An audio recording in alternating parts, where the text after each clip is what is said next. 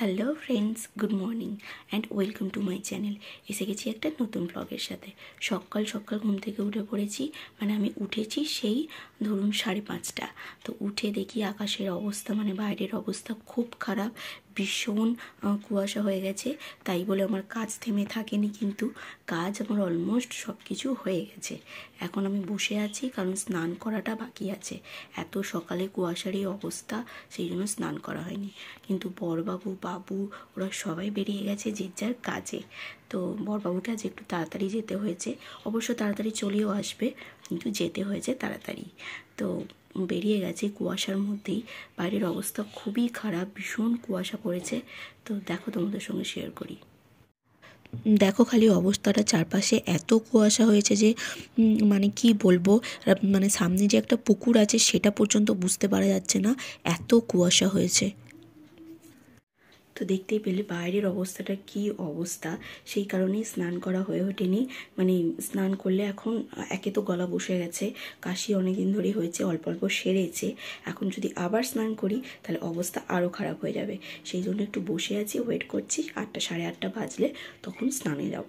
তারপর পুজো করতে হবে, এখনও পুজোটাও বাকি আছে, তো সেটাই করব।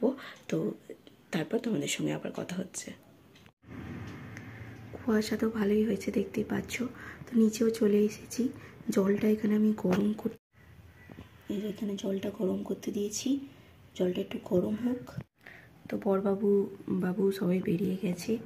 তো টিফিন তো রেডি করে গেছে মামুনি, পরোটা করে গেছে, আজকে একাদশী আছে, তো সেগুলোই করে গেছে। বড়বাবুদের রান্না করা হয়ে গেছে, ওরা নিয়ে চলে গেছে। তো তারপরে আমি এখন জলটা গরম করতে বসিয়ে দিয়েছি। জলটা গরম হলে তারপর স্নান করতে যাব। তো দেখতেই পেলে জল গরমটা বসিয়ে দিয়েছি বন্ধুরা।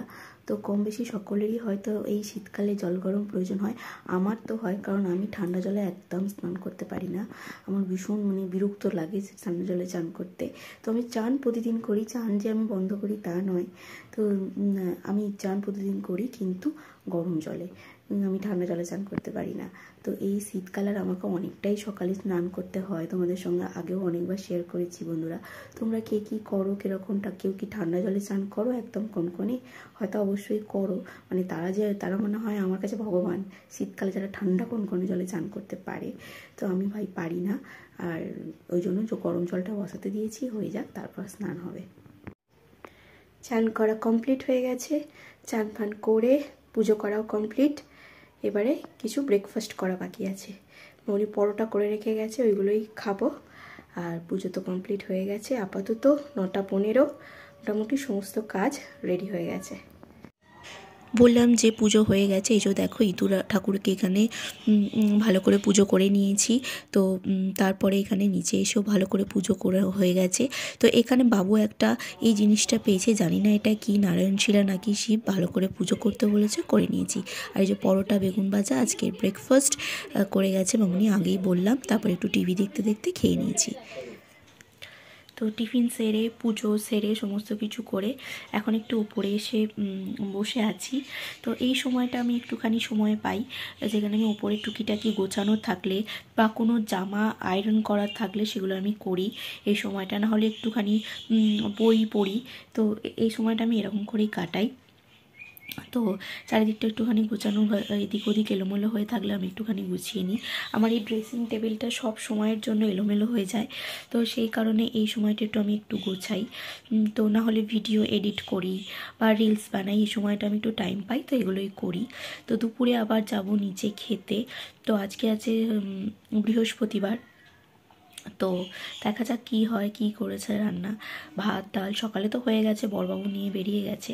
তো এখন বসে আছি। তো বিয়ে নিয়ে এক্সপিরিয়েন্স মোটামুটি, খুব যে ভালো বলবো না, আর খুব যে খারাপও বলবো না। বড়বাবুর সাথ অনেকই পাই, অনেক কিছুতে অনেককে আমার হেল্প করে। অ্যাজ এ হাজব্যান্ড অনেক সাপোর্টিভ, এটুকু বলতে পারি। তো এই নিয়ে চলছে সব। তো এখন একটুখানি বসে আছি।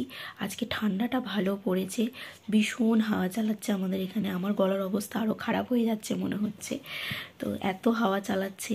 একটু আগে আমি ব্ল্যাঙ্কেটটা দিয়ে এসেছিলাম, বারবার উড়ে পড়ে যাচ্ছে, তো সেই জন্য সব তুলে নিয়ে চলে এসেছি। আর ভালো লাগছে না, বারবার দিচ্ছি বারবার তুলছি। তো এই বসে আছি।